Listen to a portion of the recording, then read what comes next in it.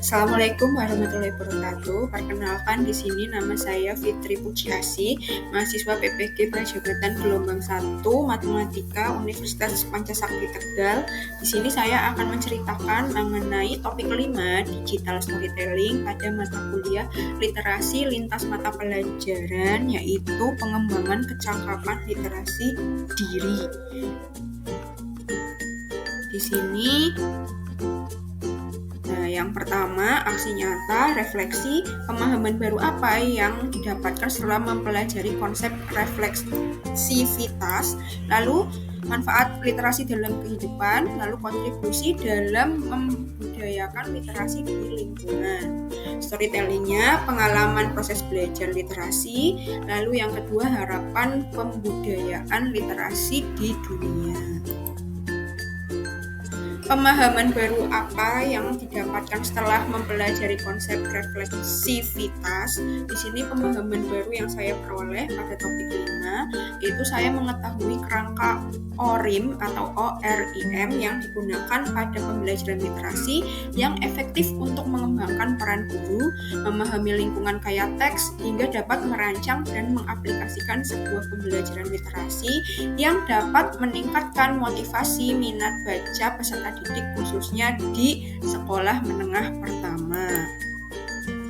Nah, kemudian manfaat literasi dalam kehidupan, menurut saya literasi itu sangat bermanfaat dalam kehidupan, terutama dalam menjalin komunikasi dengan lingkungan terdekat hingga masyarakat luas. Literasi juga sebagai dasar bagi pengembangan pembelajaran yang efektif dan produktif yang memungkinkan peserta didik terampil dalam mencari dan mengolah informasi yang dibutuhkan untuk life skill pada abad ke-21.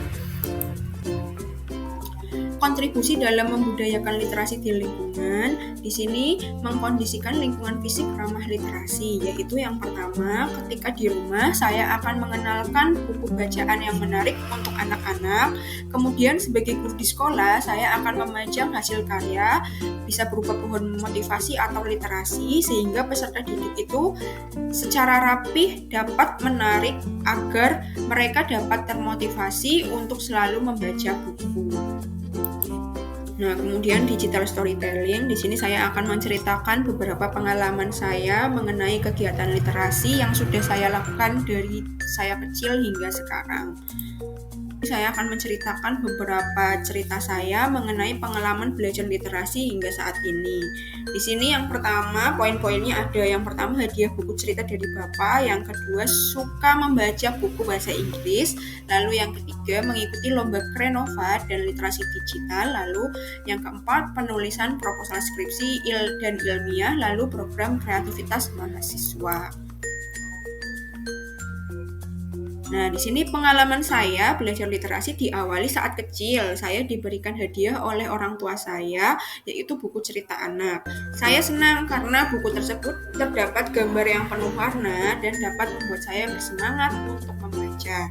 Nah, setiap malam bapak saya terbiasa menemani saya untuk menceritakan cerita tentang misalnya si kancil dan membaca buku bersama-sama. Nah, beranjak pada saat masa sekolah menengah pertama, di sini saya lebih condong suka pada buku bacaan yang berbahasa Inggris. Di sini saya suka mencatat kosakata baru dalam buku LKS bahasa Inggris, kemudian mencari artinya lewat kamus. Kemudian orang tua saya juga memanggil guru les privat ke rumah untuk membantu saya jika ada kesulitan, maka saya akan meminta tolong guru les bahasa Inggris tersebut untuk dibantu dan mencarikan solusinya. Kemudian pada masa sekolah menengah pertama atau SMA, saya lebih sering melakukan kegiatan literasi menggunakan media elektronik. Di sini saya dilibatkan dalam kegiatan penulisan karya ilmiah remaja, yakni membuat proposal untuk mengikuti lomba Krenova, yaitu kreasi inovasi pelajar di Semarang. Meskipun tidak menjadi juara, tapi saya senang karena mendapatkan kenalan teman baru dari luar kota dan mendapatkan pengalaman baru. Nah, kemudian setelah lulus SMA, di sini saya memutuskan untuk melanjutkan kuliah di Universitas PGRI Semarang dengan mengambil jurusan matematika. Selain itu, saya juga mengikuti kegiatan non-akademik serta belajar tentang hal-hal yang berkaitan dengan literasi seperti seminar tentang penulisan ilmiah maupun non-ilmiah saat di kampus. Saya juga pernah menyusun proposal untuk dilibatkan dalam kegiatan program kreativitas mahasiswa yang diadakan di kampus saya, UNS. Nah, hal lain yang saya lakukan berkaitan dengan kegiatan literasi saat di semester akhir kuliah S1, di mana saya membuat proposal skripsi. Jadi setelah lulus S1, saya itu masih bersemangat untuk belajar dan memilih mendaftar perkuliahan pendidikan profesi guru, di mana syaratnya saya harus membuat tulisan dalam bentuk esai. Nah, selama perkuliahan PPG Prajabatan, semua tugas dalam LMS harus dikerjakan dengan aktivitas literasi terlebih dahulu. Harapan saya terhadap pembelajaran literasi di sekolah menengah pertama yaitu semua pihak harus memiliki growth mindset dan mau bekerja sama untuk mencapai tujuan pembelajaran melalui gerakan literasi di sekolah yang berlangsung selama 15 menit sebelum memulai jam pelajaran.